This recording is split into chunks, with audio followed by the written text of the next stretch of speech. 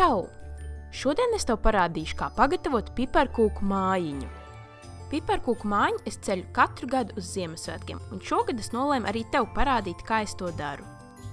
Un vēl īsi gribēju pateikt, ja tev patīk manas kūkas, mani video, tad es ļoti novērtētu, ja tu nobalsot par mani konkursā 100 kūkas un 1 svecīti. Links manā video aprakstā. Lai pagatavot mājiņu, tev vajadzēs aptuveni kilogramu piparkūku mīklas, nedaudz miltus kaisīšanai, kā arī kaut kādus traferetus pašai mājiņai. Ja vēlies izmantot manus traferetus, tos var leju pielādēt. Links mana video aprakstā. Sāc ar to, ka nedaudz pamīdz pašu piparkūku mīklu, lai to būtu vieglāk izrullēt. Mīklu izrullē nedaudz biezāk kā tu rullēt, ja gatavot parasts piparkūks. Taču nevajag arī pārāk biezu, jo tad tev būs grūti mājiņu uzbūvēt, lai tā būtu stabila.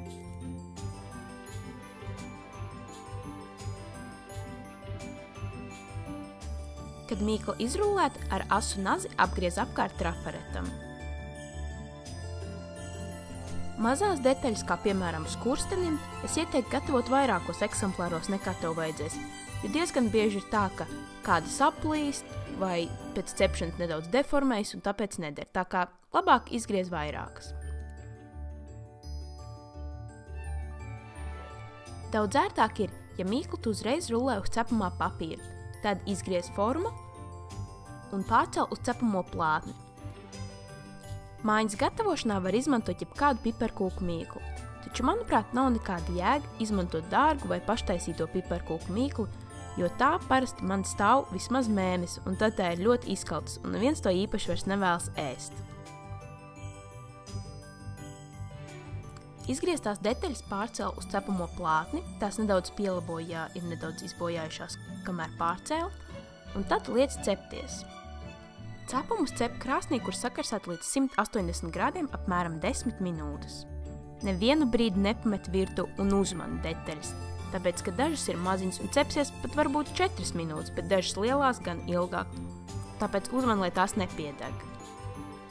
Kad izņemsi mājiņas detaļas no krāsnes, tās, protams, būs nedaudz izmainījušas savu formu, tāpēc, kamēr tās vēl ir siltas un mīkstas, uzliec virsū trafaretu un tās nedaudz apgriez.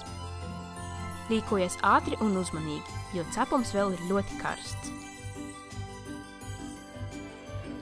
Ļauj visiem cepumiem kārtīgi atdzist. Vēl es tev parādīšu, kā mājiņai pagatavot lodziņus, kuru izskatās gluži kā stikla, bet tie ir tikai no cukura. Katliņā ieber cukuru apmēram 150 gramus. Uz vidēji liels uguns cukuru kausē. Kad tas sāk kust, ik pa brīdim apmais, lai cukurs nepiedeg, un tas izkustu vienmērīgi. Ja tev nepatīk brunganais tonis, kas būs šiem lociņiem, var izmantot nevis cukuru, bet isomaltu, kuru var nopirkt Gemosā. Kad viss cukurs izkustas, to var liet lodziņos. Zem mājiņas sienām paliec apakšā cepamo papīru, un tad ļoti uzmanīgi ar karotes palīdzību lodziņos lai cukuru. Pārliecinies, ka izkausētais cukurs ieiet pilnīgi visos logu stūrīšos, un mēģini to neuzpilnāt uz pašas mājiņas, jo pēc tam to nevarēs notīrīt. Ļauj cukuram atdzist un sacietēt, un tad varēs ķerties klāt dekorēšanai. Dekorēšanai es izmantošu tikai 2 virtuves piedarumus, abus var iegādāties veikalā Vito. Ar šo varēs ļoti ērti uzkaisīt pūdercu, bet ar šo krēmu pildspalviņu varēs veidot dažādus skaistus smalkus rakstus. Tai komplektā nāk 5 dažādi izmēru uzgaļi, statīviņš, kā arī neliela piltuvīte, ar kuru būs ļoti ērti ieliet glazūru. Man ļoti patīk arī tas, ka uzgaļus mainīt var dekorēšanas laikā, vienkārši noskrūvējot apakšu un ieliekot citu uzgali. Mājiņas būvēšanai es izmantošu olas baltumu glazūru. Links uz šo recepti ir video aprakstā. Glazūru pildspalviņā neiepild līdz pašai augšai, bet atstāj apmēram kādu centimetru. Tā to būs vienkārši pašam ērtāk aizskrūvēt.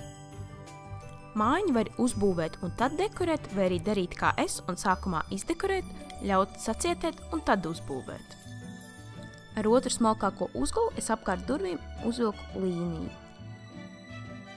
Tad visapkārt līnijai es saliku nelielas punktiņas. Es tev rādu tikai idejas, kā var dekorēt, tāpēc droši izpaudies un dekorē savu mājiņu, kā vien vēlies. Arī es katru gadu savu mājiņu veidoju pavisam citādāk.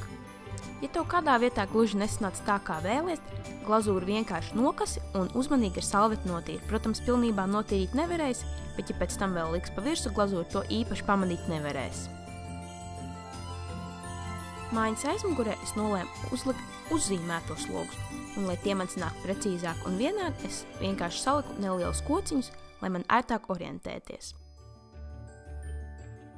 Šoreiz diezgan svarīga ir glazūras konsistence, tai jābūt salīdzinoši biezai, lai uzzīmētie raksti tev neizplūstu.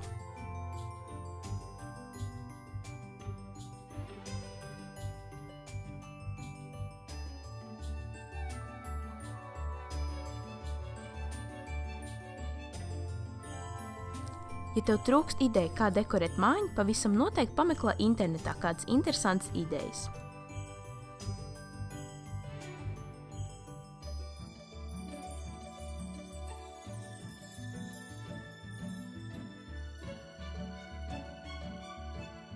Tagad es nomainīju uzgalīti uz pašu lielāko.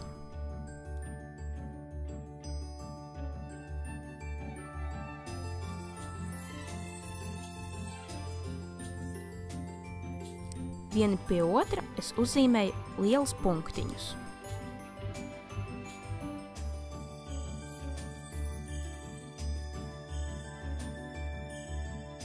Tad, izmantojot smalkāku uzgalīti, es no katra otrā punktiņa vilku tādu kā lentīti. Arī mājiņas sānus es vēl nedaudz izdekorēju. Ap stikla lociņiem es liku nelielus punktiņus un dekorācijas. Kad lielāko daļu mājiņas esi izdekorējis, ļauj visam kārtīgi sacietēt vismaz stundu un tikai tad būvē mājiņu. Ja būvēs mājiņu, kad vēl dekorācijas nav sacietējuši, viss tavs smagais darbs tiks vienkārši izbojāts, jo visa glazūra izsmērēsiet. Sāc ar vienu sienu, tās apakšu nozied ar glazūru un to uzliec uz virsmas. To atstutē pret kaut kādu lielāku objektu, piemēram, krūzi. Tad liec blakus sienu, kuru arī nozied ar glazūru. Lai tās labāk turētos kopā, arī no iekšpuses savienojuma vietā ieliec vēl glazūru.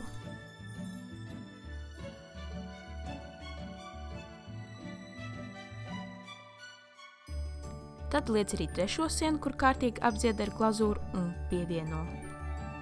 Visu laiku sienas vai nu atstutē, vai nu kādu brīdi ilgāk paturu, lai tās nesāktu gāzties. Tad arī ceturtai sienai apzied sānus ar krēmu un liec klāt mājiņai. Sienas kārtīgi atstutē un arī paturi ar rokām, lai tās kārtīgi turētos kopā un glazūra sāktu sacietēt un salīmēt kopā visas sienas. Vēl nesteidzies likt virsū jumtu. Ļauj pamatam kādu laiku pastāvēt, sacietēt, lai tas ir stabilāks un tikai tad likt jumtu. Es pagaidīju apmēram stundu. Tad atkal mājiņai sāniem uzliec glazūru un uzmanīgi liec virsū jumtu. Manuprāt, šī ir visgrūtākā vieta, jo parasti jumts grib slīdēt nost, tāpēc atstutē kaut ko un kādu brīdi paturi jumtu, lai tas neslīd nost. Kad viena jumta puse pastāvēs, var likt arī otru. Protams, arī to kārtīgi atstutē. Tagad ļauj mājiņai nedaudz pastāvēt un sacietēt, taču nepamet to, jo tā var pēkšņi kādā brīdī sākt vienkārši slīdēt un jukt ārā. Tāpēc uzmani to, pieturi to, ja kaut kas slīd un ļauj sacietēt visam. Kamēr mājiņa sacietē, es tikmēr nolēmu izdekorēt pašu dēlīti, uz kura stāv mājiņa. Es visu dēlīti noziedu ar glazūru, kuru kārtīgi izsmērēju pa dēlīti, lai izskatās kā sniegs.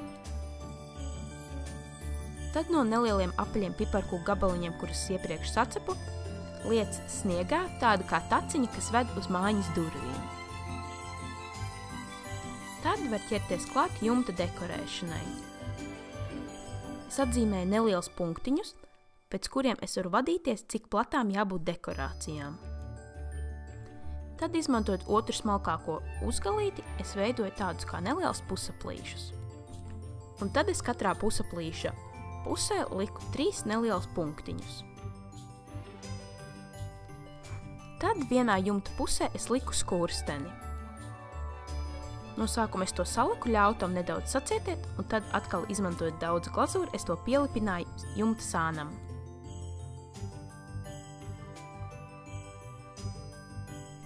Un, kad mājiņa pabeigta, es to apkaisīju ar pūdercukuru, lai izskatās, ka mājiņa būtu apsnigusi. Pūdercukuru apkaisīšanai es izmantoju šo rīku, jo to ir ļoti ērti rīkoties. Tajā var uzreiz iebērt diezgan daudz pūdercukuru, un var diezgan viegli arī kontrolēt, kurā vietā, lai birst pūdercukurs, nekā, ja tu izmantotu, piemēram, parastu nelielu sietiņu. Man ļoti patīk, kā mājiņa izskatās vakaros, kad tajā ieliec aizdedzinātu svecīti un lodziņa nedaudz spīd.